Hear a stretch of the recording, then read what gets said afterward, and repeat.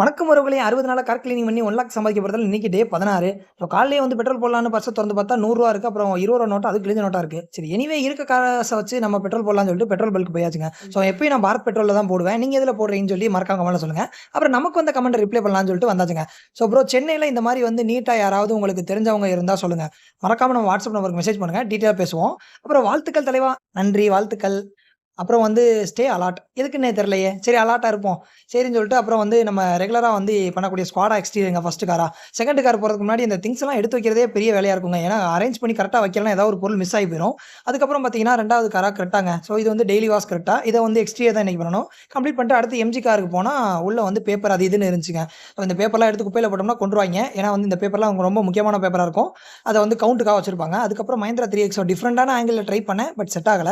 So அடுத்து வந்து ரொம்ப பசிக்குதேன்னு சொல்லிட்டு ஒரு வெண்பொங்கல், அப்புறம் 2 பூரி சாப்பிட்டேங்க. ஸோ அதுக்கப்புறம் வந்து நெக்ஸ்ட் கார வந்து பிபி குளத்துலேருந்து ஒரு கஸ்டமர் வந்திருந்தாங்க. அந்த கார் கம்ப்ளீட் பண்ணி குடுத்துட்டு, அடுத்து வந்து பாத்திமா காலேஜ் பக்கத்தில கரிசல் குளம்ன்ற ஒரு ஏரியால நம்ம கெஸ்ட் ரோல் முந்தா நேத்து போனோம்ல. ஸோ அவங்க கார் இன்னைக்கு பண்ண சொன்னாங்கன்னு சொல்லிட்டு போயாச்சுங்க.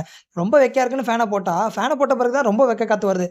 எனிவே இந்த கார கம்ப்ளீட் பண்ணிட்டு அடுத்த காருக்கு வந்து போறதுக்கு முன்னாடி கால் பண்ணிட்டு தான் போனேன். சரி வந்துரலாம் அப்படின்னு சொன்னாங்கன்னு சொல்லிட்டு தான் கிளம்புனேன். சரி போற வழியில லைட்டா பசிக்குதேன்னு சொல்லிட்டு ஜூஸ குடிச்சிட்டு கஸ்டமர் வீட்டுக்கு போய் பெல் அடிச்சு பார்த்தா, கஸ்டமர் வரவே இல்ல. சரி கொஞ்ச நேரம் வெயிட் பண்ணுவோம்னு சொல்லிட்டு வெயிட் பண்ணிட்டு அதுக்கப்புறம் கால் பண்ணி கேட்டா, "தம்பி பெல் அடிச்சு யாரும் வரலையாப்பா? அப்ப நாளைக்கு பண்ணிக்கலாம்" அப்படின்னாங்க. வர சொன்னாங்கன்னு தான் டயத்த செலவு பண்ணி ஜூஸ் எல்லாம் குடிச்சு வந்தா, ஆனா வேணான்னு சொல்ட்டாங்க. சரி ஓகே. எனிவே வந்து நம்ம கிளம்ப வேண்டியதுதான். இங்க இருந்து வந்துட்டோம் அப்படின்னு சொல்லிட்டோம்னா, வெயில்ல வந்து எக்ஸ்டே பண்ண சொல்லிருவாங்க. அதனால எஸ்கேப் ஆயிரலாம்னு சொல்லிட்டு கிளம்பிட்டேங்க.